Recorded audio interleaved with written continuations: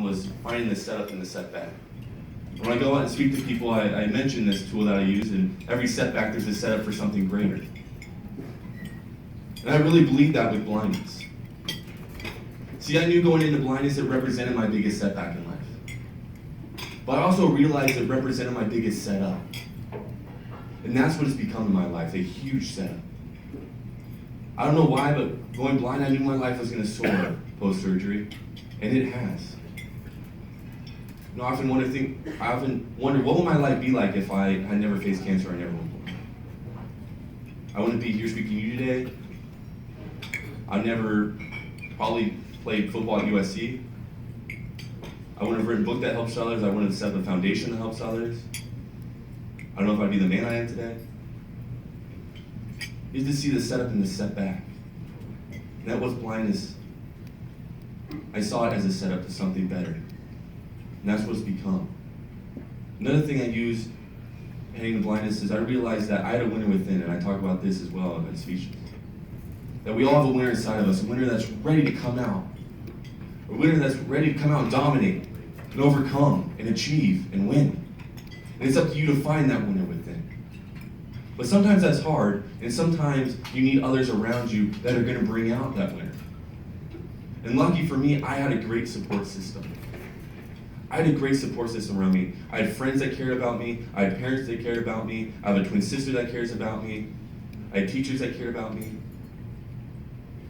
And they helped me find that winner within.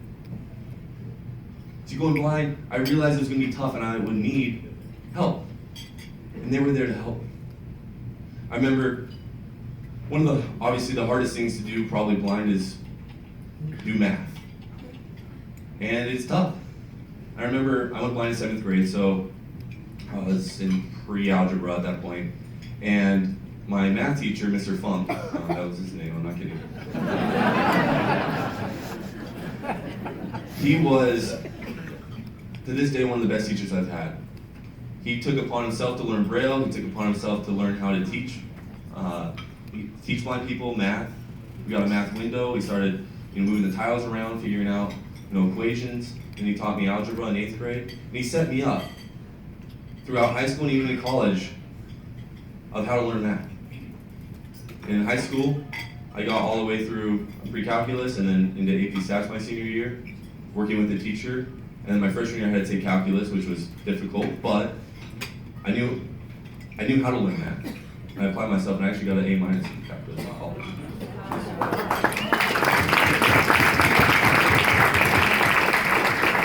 But it was teachers like Mr. Funk or in high school was Ms. Miklos that really, really took it upon themselves to teach me. And they didn't see me as someone who couldn't do math, they just saw me as someone who had to learn math differently. And the Learning Center sees the same thing in the kids that come there. It's not that the kids can't learn, it's just there's a new way and a different way you gotta teach them how to learn. And that's something special. And that's gonna carry on in the rest of their life because that's the mindset I took for going blind, that, okay, it wasn't going to be the simplest and easiest way of doing things. Snapping a football wasn't just gonna be going up to the football, seeing it, getting my stance, looking back at the holder and snapping the ball. It wasn't gonna be that simple.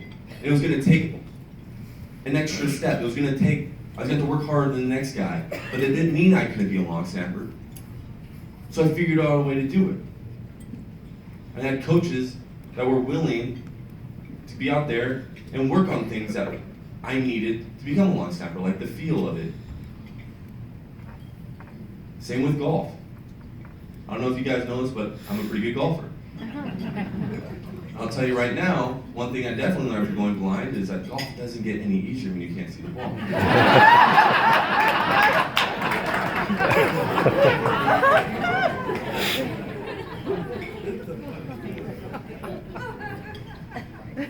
Now talk about hardships, man. I have walked into a lake. Okay, listen.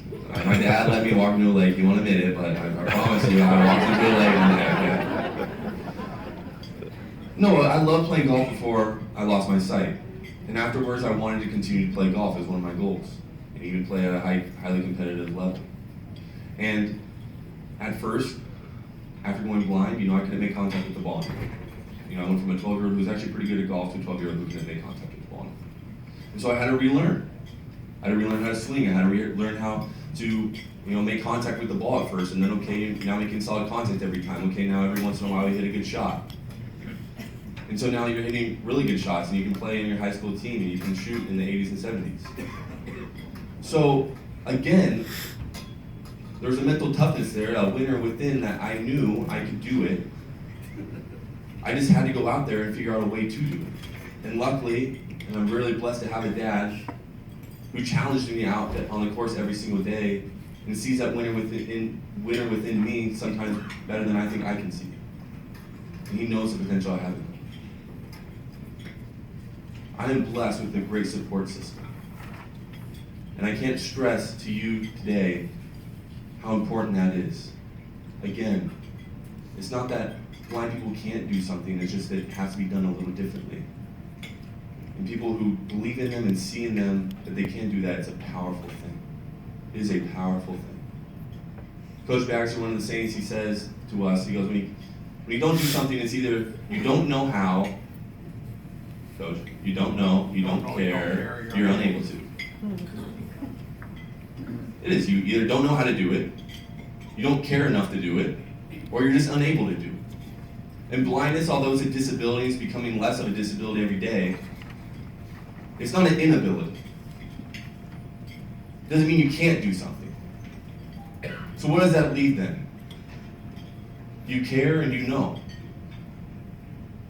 And you people see in blind children every day that they care to do these things. They care to be good students. They care to be independent. I care to be that. Now it's knowing how. Now it's teaching them how. Now it's finding ways how. That last aspect there. You need to know. And that's why it's so powerful. That's why the Learning Center is so powerful, because it teaches kids the knowing how. And with that, there really isn't a barrier anymore. When a blind kid learns how to do something, there isn't a barrier anymore. They can go and do it with that support. First-handedly, I live my life to exemplify to other blind kids that, yeah, you can go play football, you can go play sports, you can go excel in school, you can go do these things. They're absolutely possible. But I also do it to exemplify to society that, yeah, just because you're blind doesn't mean you can't do it. Again, there's just a different way. And for you people to be here tonight, to realize that is something special. And I want to thank you and appreciate you having that. Because when I went blind, I sure didn't lose my vision, I just lost my sight. And that's what we're here today.